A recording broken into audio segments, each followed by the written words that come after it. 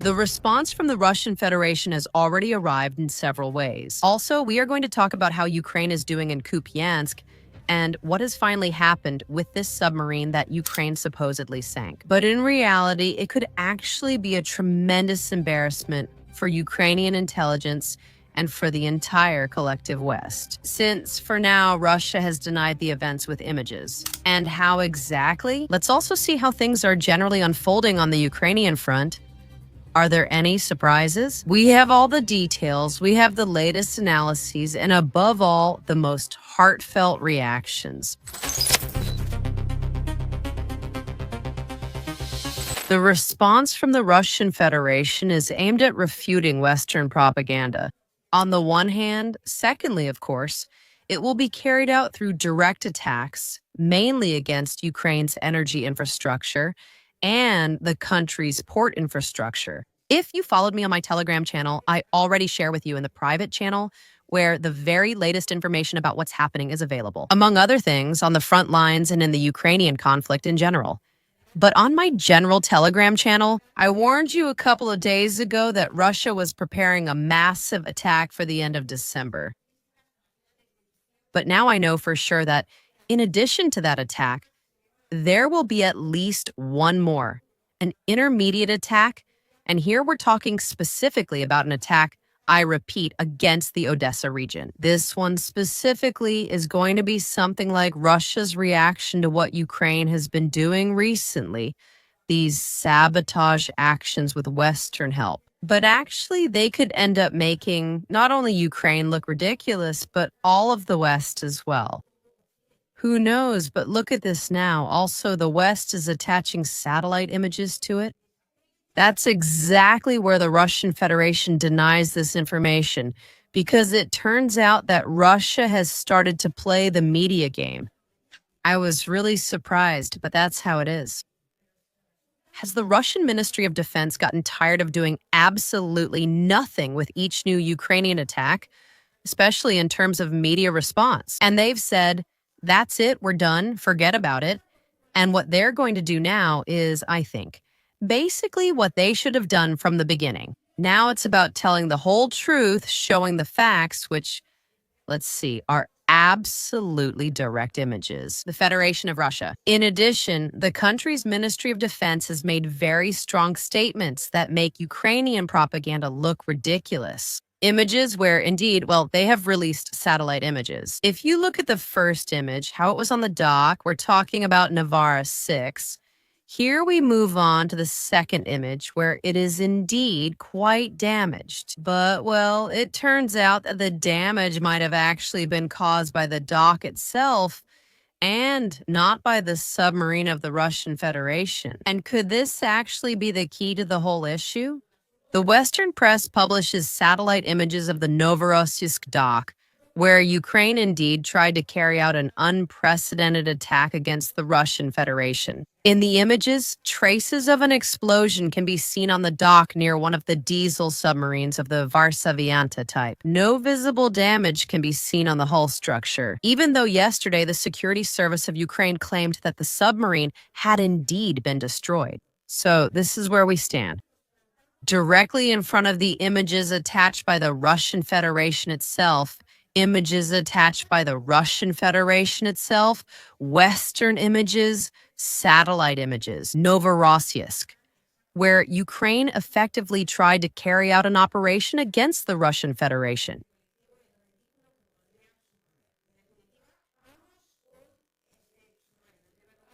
On decades between noon.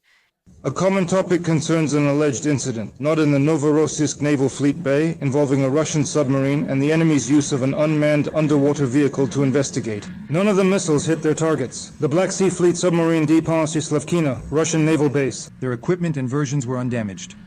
Their service in the state regime.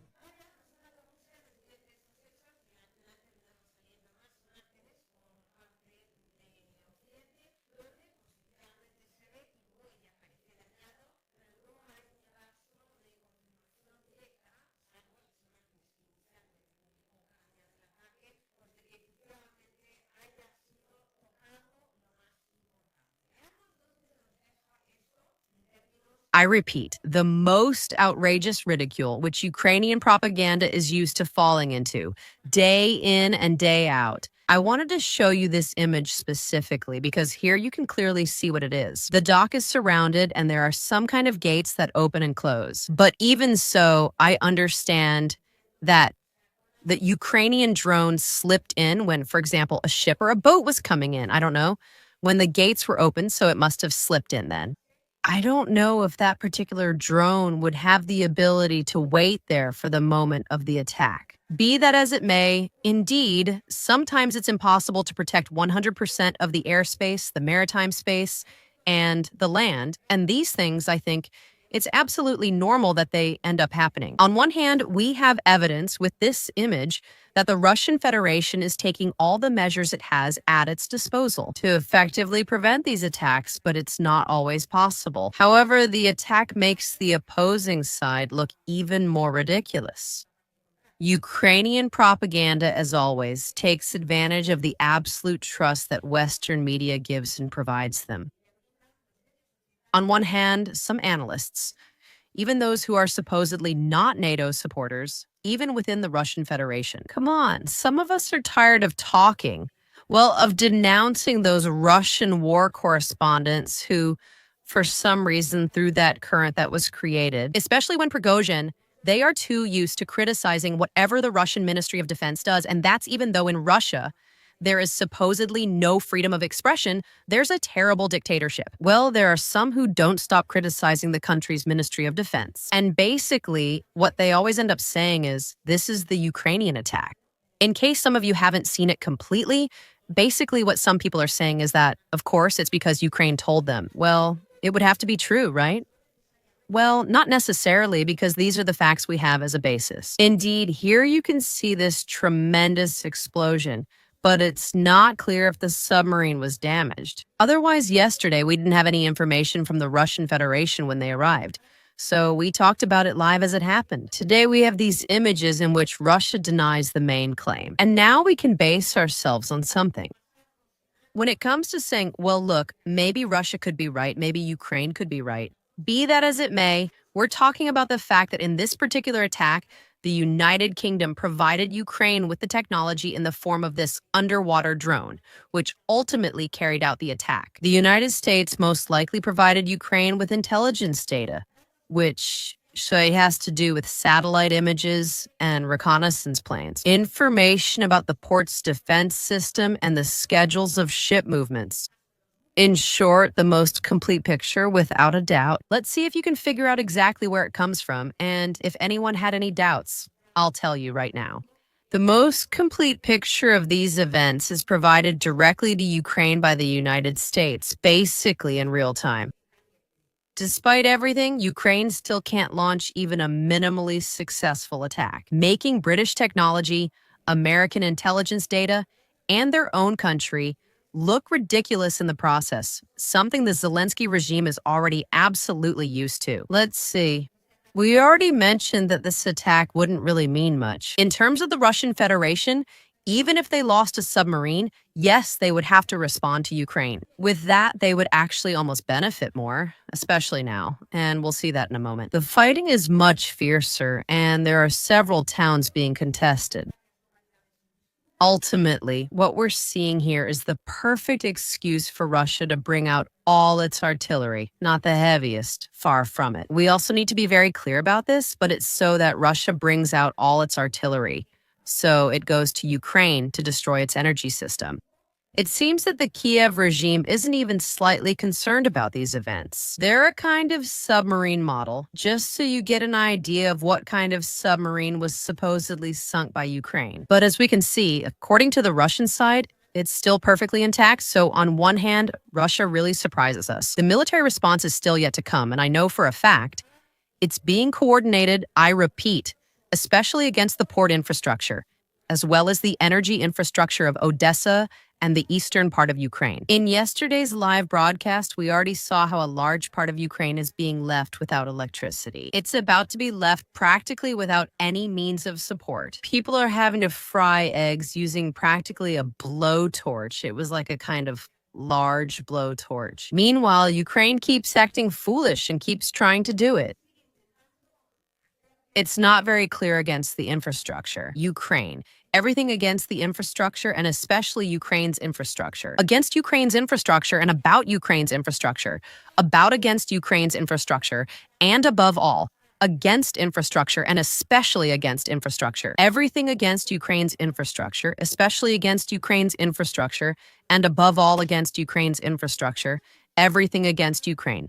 Above all, it seems, they are able to surpass this kind of limit they have set for themselves from the constant ridicule they almost always experience. That is to say, they try to attack Russia day in and day out, to do this in the most attention-grabbing way, to provoke Russia to respond so that everything falls apart, so that the war becomes total.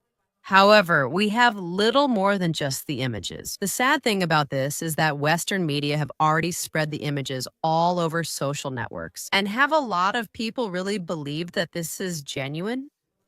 And that, therefore, Ukraine has indeed successfully carried out the attack in question. The same media outlets that portrayed this as a tremendous Ukrainian success.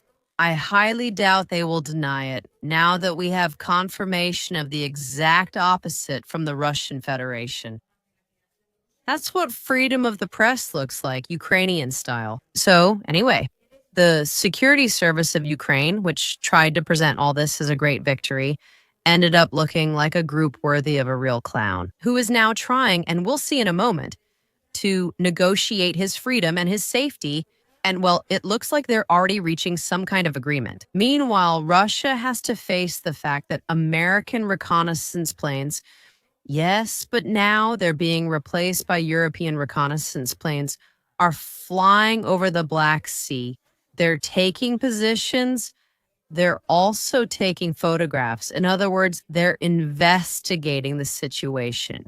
It's an electronic spy plane from the Italian Air Force. Specifically, it's the Gulfstream 550, and it has replaced the American reconnaissance planes in the Black Sea.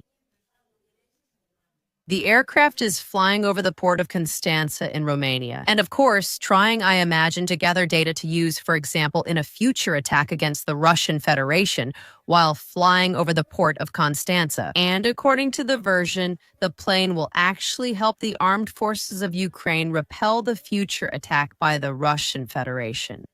That being said, the Russian response is also, of course, in military terms. Here, we have the town of Kupyansk, which Ukraine, I remind you, was recently claiming to already control, to already have under its full power.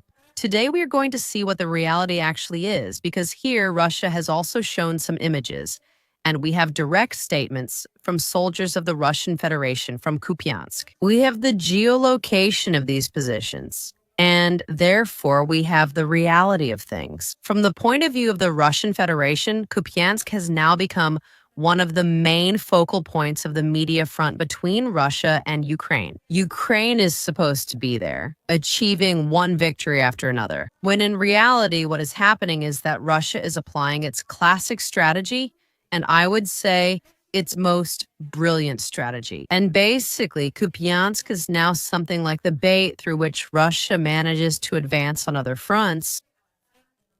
For example, Huliaipol is estimated in these terms, and I have already posted it on my Telegram channel. You can read it in more detail and follow me there. By the way, because there is always the latest, up-to-the-minute information about the Ukrainian conflict, few posts, but highly valuable, not just because I post them.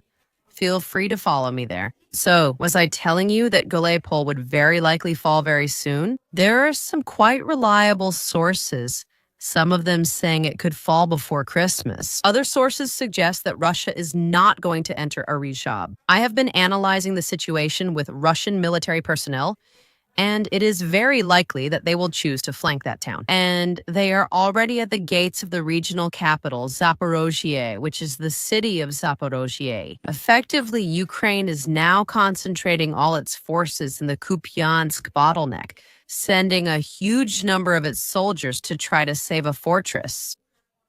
At least in media terms.